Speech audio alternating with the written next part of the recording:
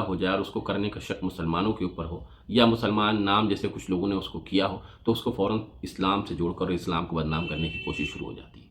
فوراً یہ کہا جاتا ہے کہ اسلام ٹیررزم کو پرموٹ کرتا ہے، اسلام آتنکواد کو پرموٹ کرتا ہے، اور لوگ اپنی اپنی رائے دینا شروع کر دیتے ہیں بغیر اسلام کو جانے اور اسلام کو پڑھے اور اسلام کو سمجھے۔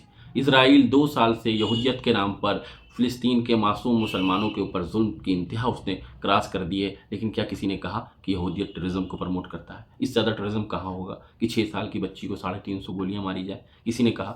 نہ جانے کتنے مسلمانوں کو گو رچھا کے نام پر لنچ کر دیا گیا، لیکن کسی نے کہا کہ ہندو دھرم اس طرح کی چیزوں کو پرموٹ کرتا ہے؟ کہنا بھی نہیں چاہیے۔ پہلے اسلام کو پڑھیے اور اس کے بعد اسلام پر رائے دیجیے۔ میں صرف ایک مثال آپ کو قرآن سے دیتا ہوں، باقی آپ خود مطالعہ کر سکتے ہیں قرآن کا جا کر، آن لائن اویلیبل رہتی ہے، گوگل کے اوپر بھی آپ ترجمہ پڑھ لیں۔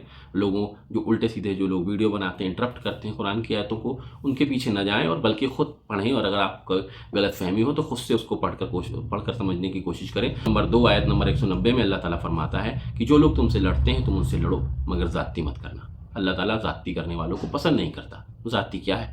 ذاتی وہی ہے جو آفٹر فرسٹ ورلڈ وار یا پہلے وشو یدھ کے بعد یوروپینس نے جرمن کے ساتھ کیا۔ ان کی عورتوں کی عزتیں لوٹی، ان کے گھروں میں آگ لگائے، ان کے بچوں کو مار دیا، ان کو تباہ و برباد کر دیا، ان کی تمام زمینوں پر قبضہ کر لیا۔ ذاتی وہی ہے جو امریکنس نے جاپانس کے ساتھ کیا، ذاتی وہی ہے جو امریکہ نے عراق اور افغانستان میں کیا، اور ذاتی وہی ہے جو اس وقت امریکنس پوری دنیا میں کر رہے ہیں۔ اللہ تعالیٰ اس کی اجازت نہیں دیتا۔ وار زون کے جو رولز بنائے گئے ہیں وہ سب سے پہلے اللہ کے رسول صلی اللہ علیہ وسلم نے اس کی تعلیم دی۔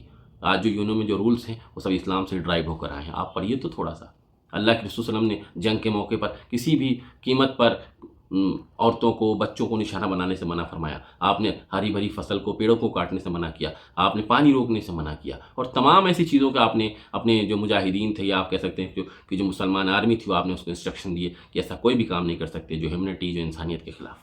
حضرت ابوبکر صدیق رضی اللہ عنہ جب اپنی فوج کو روانہ کر رہے تھے تو انہوں نے خاص ہدایت دی کہ کسی بھی قیمت پر تم اپنے جو تمہارے دشمن ہیں یا اپوننٹ ہیں ان کا آپ پانی بند نہیں کر سکتے، ان کی عورتوں کو ان کے بچوں کو نشانہ نہیں بنا سکتے، ان کے کھیتوں میں آگ نہیں لگا سکتے، ان کے ہرے بھرے پیڑوں کو نہیں کاٹ سکتے۔